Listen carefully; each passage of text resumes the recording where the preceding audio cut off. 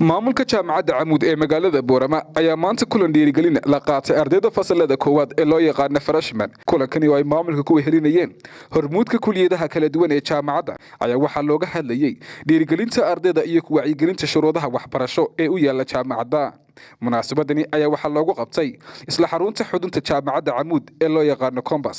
ugu horeyn ayaa waxaa goobtaasi ka hadlay gudoomiye ku-xigeenka jaamacadda Camuud Professor Ahmed Cabdillaahi Boqorre iyo maamulkan ee kuliyadaha jaamacadda Camuud. hadaladoodiina waxaa ka mid ahaa ama kuliyad Kenya ay leeyihiin baadhici karta marka waxaad u nasiib yeelateen inaad soo gashaan marka jaamacadda Camuud runtii sanadkan waxaan ku dhaqaaqnay horumarka ka sheekay karmaayo intaasoo waxay ilaa 20 sannadood bay kaniisadda sanad guuradii 20aad baa soo dhawo sanadka kuma noqon doonta ka sheekay karimayna wixii ay soo qabatay laakiin intii sanadkan ku dhaqaaqnay horumara waxyaalo badan baa soo kordhay waxaa ka mid ah xagga international markaad eegto jaamacadda Camuud waxay ka noqotay member jaamacadaha carabta Arab Association of Arab Universities ay ka mid noqotay oo runtii wax badan inoo soo kordhin karto waxay naga anfacaysaa dee waa lagu ictiraafaya waxa weeye xaalad waad garanaysaa intuu leeyahay ka mid baanayna nahay haddii aad hadhow markaad halka dhammaysato aad masteris doonato meel intaas oo baabuur ay kasoo jaamacada ma haysan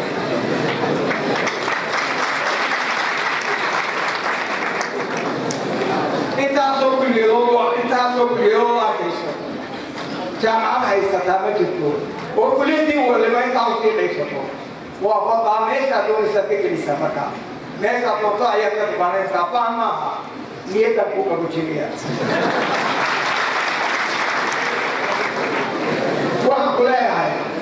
meesha aad dooratay waa meeshii saxaay waxaynala joogaa ardaydana ka yimid waxaynala joogaa ardayda ismaayo ka yimid waxaad dibadda ka soo noqotay baa inala joogo hataa masaari bay inala joogtaa sanad walba waxay jirtaa ardaydu way sii kordhaysaa sanadkan haddii aan ka soo qaado waxay soo gashay jaamacadda 1342 waa nambarkii ugu batay bay 16 kalaasna waa tahay 1342 ka arday waxaa ka mid ah 470 كلاس نوع كلاس A إلا هي كلاس موجودة بين الإخوان. هذه أكبر مفرحة هاي ريبوركي إن جامعتنا نبدي خصوصا سنة إن النمبر كإنتال كل يصدق بقولي لبيا فترتين هذا لو واحد بقى أنا كارك كاسة إلهي مهدية واحد يا رسول من يشارك اللي جامعتنا مفروض مو كلا كده ولي وجانا بعض هذا ما كانوا جالسين على الأرض دوتي وين أدور مو جوين أنا الحديد ولي ما بين من تاسية أرضي وين أنا وسي أشرح يعني ولا بعيد يسمونه خاص قاعدة وين أنا بيت موسمين شرعية لا في قراني بريد إحنا سب وما صار كهر شرعي لا مصاب يعني مو أرضي وحاجة اسمه يحضر مو طبعا أرجع isku soo wada duubo kulankani ayaa waxa uu ahaa mid sanad leex oo loo qabto ardayda fasalada koowaad ee jaamacadda Camuud ayaa waxa looga hadlaa dhiirigelinta ardayda iyo ku wacyigelinta shuruudaha waxbarasho ee u yaala jaamacadda Camuud waa Cabdiqani Maxamuud Cabdiqani Ismail iyo Cabdullah Bashiir Farax telefishinka caalamiga ee bulsho magaalada Boorama.